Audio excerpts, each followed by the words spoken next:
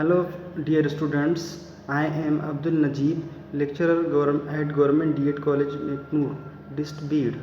Today, I am going to talk on methods, approaches, and techniques of teaching English. First of all, methods of teaching English: grammar translation method, direct method, and eclectic method. These are the three methods of teaching English. So, first of all, grammar translation method. Grammar translation method is the oldest method. Here teacher does word to word translation. Word is a unit of teaching. There is no use of teaching aids, no practice of English, more use of grammar and mother tongue.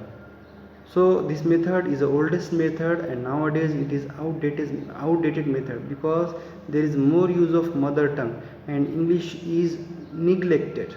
That's why this method is nowadays not very effective for teaching English. Now, direct method. Direct method is a reaction against translation method. So it is a reaction against the translation method. There is no use of mother tongue. Expert teachers are required. There is a use of audiovisual aids is compulsory. Practice of speaking is important. It is not useful for ordinary teachers. It is not useful for crowded classes. So this method is a very good method for teaching English. Means here teacher teach directly English without using mother tongue. That's why through this method student can learn English naturally. Eclectic method. Eclectic method is actually the combination of best point of all the other methods.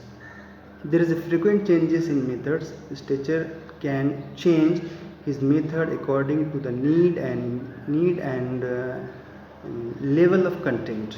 So here we can understand that here this method is a very flexible for teaching English. Means teacher can use any method according to his need.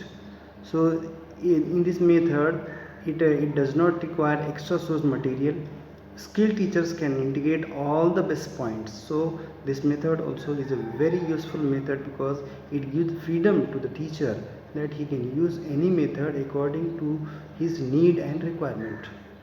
Now approaches. There are 4 approaches: structural approach, communicative approach, multi-skill approach, and constructivist approach. So first of all, structural approach. Structure means the sequence of sentence. So here there is more importance to structure of a sentence. There is a stress on habit formation. Learner is an active participant. Drill and repetitions are important. Teacher uses here 4-fold skills, means L, S, R, W. These all the skills are important here, and this method is very useful for lower classes. So in this method also is a very useful, very important, very effective for teaching English. Through this method a lower classes student can learn English very effectively. So this is structure. Now communicative approach. Communicative approach is a very modern way of teaching English. So through this method student can develop speech habits. There is more importance to listening, speaking, reading and writing. Activities are important here. This method is a student centered. Teacher is a facilitator and guide. There is no use of grammar, and language practice is important here. So this method also is a very good method for teaching English.